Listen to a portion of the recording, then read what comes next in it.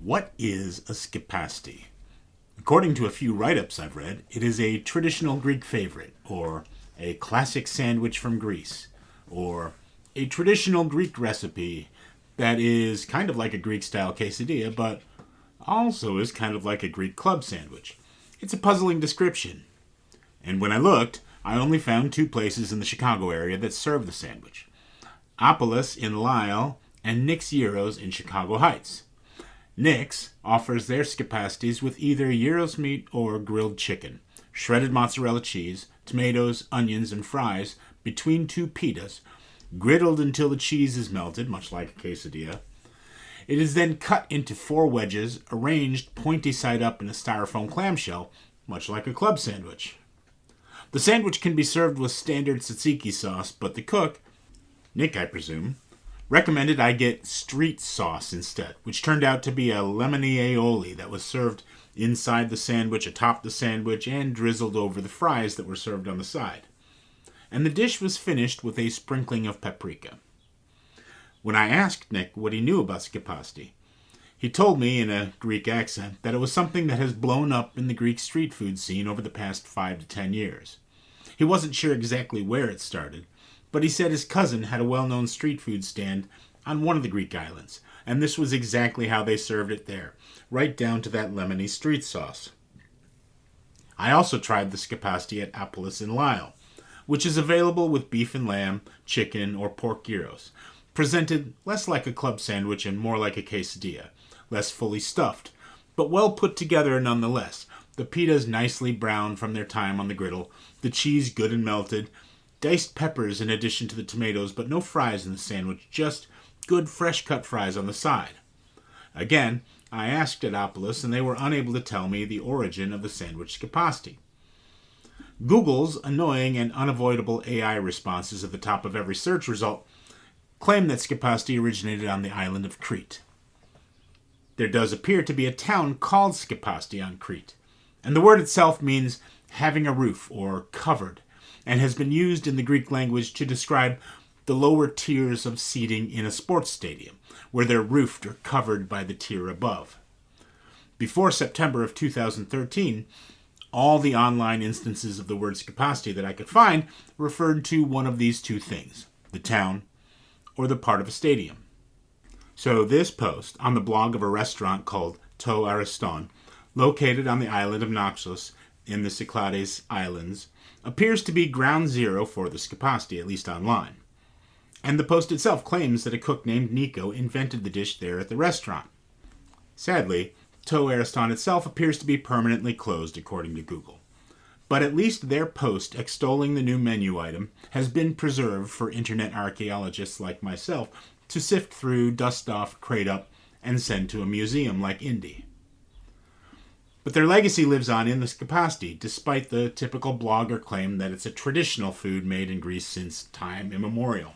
Rather, Skepasti is a relatively recent development in Greek street food, invented in 2013 on the island of Naxos, and it consists of the ingredients of a gyro, meat cut from the spit, onions, tomatoes, sometimes fries or bell peppers, and a sauce, layered between 2 Greek pitas along with cheese, and heated on the griddle until the cheese is melted and the pitas are crisply browned.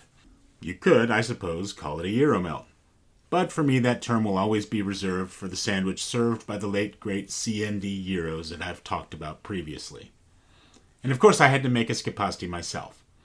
Though both places I tried the sandwich claimed to use mozzarella, the cheese seemed less stretchy and more waxy melty than the typical mozzarella you'd find on, say, a pizza.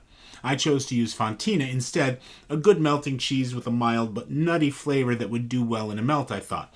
And I combined the fontina with some crumbled feta for a bit of that good briny flavor. Now, I'd hoped to make my own gyro meat for this and cook it on this vertical spit I bought myself in a fit of cabin fever during the summer of 2020, when everyone was stuck at home and I needed to spend money on something other than booze for once.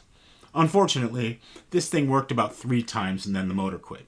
So instead, I did what I do when I want to make myself a gyro melt.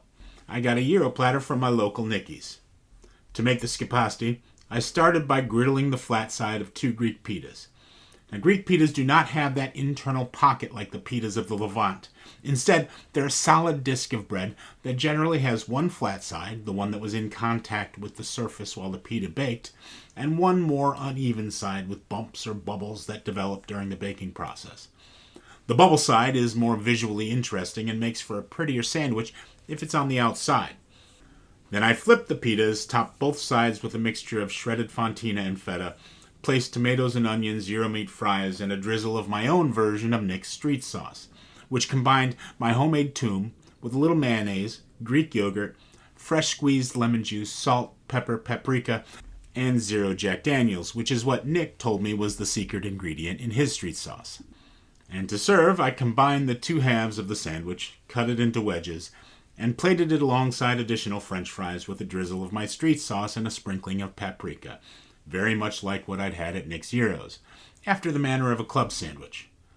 But, after all, Nick told me that this was the way it was served in Greece, and I have no reason to doubt that. The gyro meat came from a standard Kronos cone, salty and peppery, garlicky and dense, nicely offset by the acidity of the sauce and the pungency of the onions, and given a savory boost by the gooey melted cheese and the juicy tomatoes. I'm still not sold on adding fries to a sandwich. I had a commenter on a TikTok video recently ask if adding fries to sandwiches was an American innovation, as if we're the only sources of excess in the world.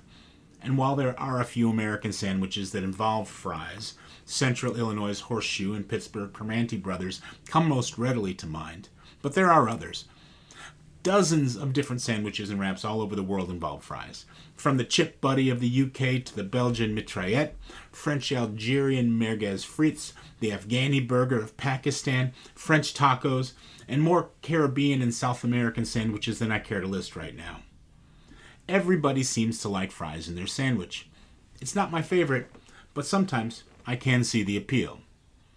One of these sandwiches is more than I can eat in a single sitting. Your mileage may vary, of course. And I have a bunch of pitas, cheese, and gyro meat left to use up. So I may be eating Skepastis for a while. But I'm okay with that.